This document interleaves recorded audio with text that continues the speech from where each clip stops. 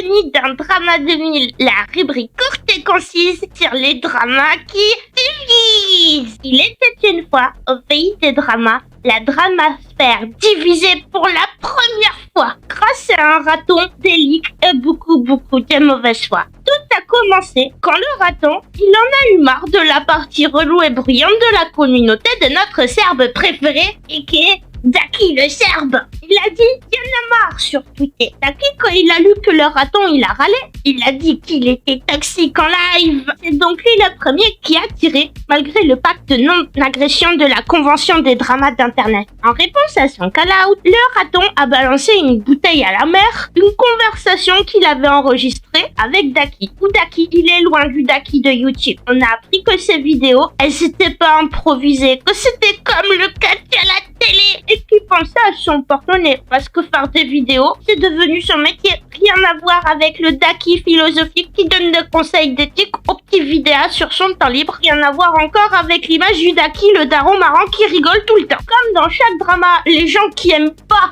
le protagoniste de l'histoire, ils sont venus plus vite que la lumière. Certains, comme Geek and Problem, pour calmer le jeu. D'autres, comme Antoine Goya, pour régler les comptes. Quitte à être dans la sauce, autant régler tous les problèmes. Et d'autres encore, comme Pas du Ring, ont juste profité de la sauce tartare déjà présente pour pinailler sur des détails plutôt qu'aller à l'essentiel. En même temps, on n'a jamais vu un communiste qui s'écoutait pas parler. Comme Daki, il a des dramas au derrière toutes les semaines.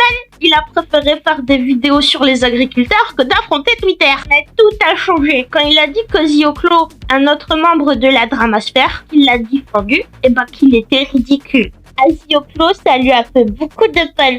Parce qu'il a toujours pris sa défense, même s'il lui a aussi toujours dit qu'il pensait de cette bêtise quand il dérapait Daki. De là, le raton, il a sorti des nouveaux leaks, de psy-leaks, sur l'affaire du revenge porn de NJ de l'an dernier. Dans cet appel, Daki prend pas le sujet au sérieux du tout et fait le plan sur la comète de boire et de leaker les audios. Ce qu'il a fait pour son anniversaire et ce qui lui a valu un ban def de Twitch. Tout le monde à l'époque avait désapprouvé, mais comme personne savait que c'était planifié et pas un accident dû à la rakia, ça a remis les choses en perspective.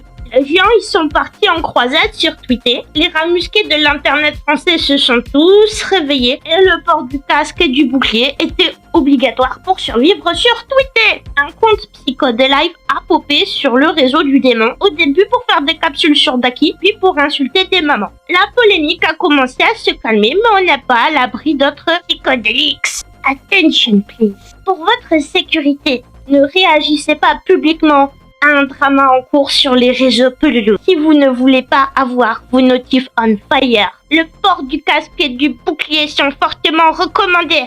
Comme mon maître Yoda de YouTube il a dit un jour, on couvre les dramas, on n'y participe pas.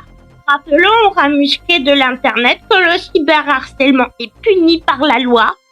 Allez manger vos morts en lasagne avec du quinoa. Pour plus de vidéos, like et abonne-toi.